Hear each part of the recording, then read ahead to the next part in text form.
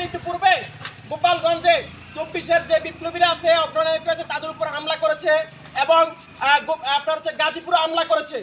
আপনারা জানেন আজকে রাতে 8টার দিকে আপনার হচ্ছে গণ অধিকার পরিষদের আহ্বায়ক এবং হচ্ছে সাধারণ সম্পাদক রাশেদ খানের উপরে এবং আহ্বায়ক নুরুল হক নুরুর উপরে, এই নুরুল হক নূর 2018 সালে কোটা সংস্কার আন্দোলন থেকে আজ অব্দি ফ্যাসিবাদের বিরুদ্ধে লড়াই করেছেন।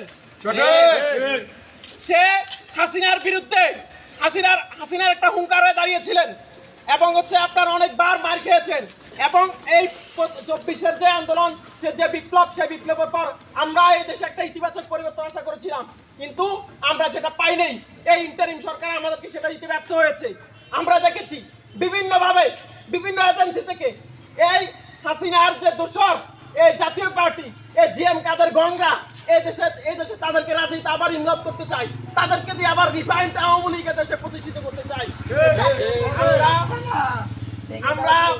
আমরা এটা তীব্র নিন্দা ও প্রতিবাদ জানাচ্ছি। জাতীয় পার্টির আস্তানা ভেঙে দাও, ঘুরিয়ে দাও। ভেঙে দাও, ঘুরিয়ে দাও। জাতীয় পার্টির আস্তানা জাতীয় পার্টির আস্তানা ভেঙে দাও, ঘুরিয়ে দাও। স্বৈরাচারের আস্তানা ভেঙে দাও, ঘুরিয়ে দাও।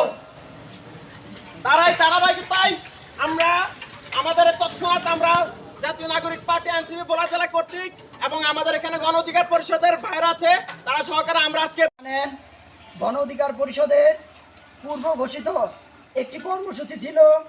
আজকে কেন্দ্রীয় কার্যালয় গণ অধিকার পরিষদের আলরাজি কমপ্লেক্সের সামনে থেকে স্বৈরাচারের দোসর এবং স্বৈরাচারের অংশীদার জাতীয় পার্টিকে নিষিদ্ধ ও স্বৈরাচারের বিচারের দাবিতে গণ অধিকার পরিষদ কর্তৃক আয়োজিত মানববন্ধন বিক্ষোভ সমাবেশ পরবর্তী মিছিল নিয়ে গণ অধিকার পরিষদের নেতৃত্ববৃন্দ বিকেল 4টার দিকে জাতীয় পার্টির কেন্দ্রীয় কার্যালয়ের সামনে দিয়ে যখন মিছিল নিয়ে তারা এগিয়ে যাচ্ছে, ঠিক তখনই পিছন থেকে জাতীয় পার্টির নেতাকর্মীরা যারা হচ্ছে স্বৈরাচারকে প্রশ্রয় দিয়েছে, স্বৈরাচার বানিয়েছে, তারা গণ অধিকার পরিষদের মিছিলের পিছন দিক দিয়ে হঠাৎ আক্রমণ করে। এতে গণ অধিকার পরিষদের অনেক নেতাকর্মী আহত হয়।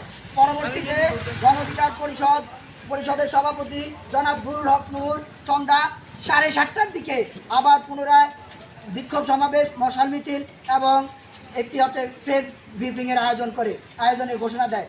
পরবর্তীতে আমরা দেখেছি যে তারা একটি প্রেস ব্রিফিং করার পরে মশাল মিছিল নিয়ে তারা আবার একটি বিক্ষোভ সমাবেশ করে একটি মিছিল নিয়ে যায়। সেখানে দেখা গেছে যে জাতীয় পার্টির কার্যালয়ের সামনে দিয়ে যখন আবারও যাওয়া শুরু করছে তখন আবারও তাদের উপর অতর্কিত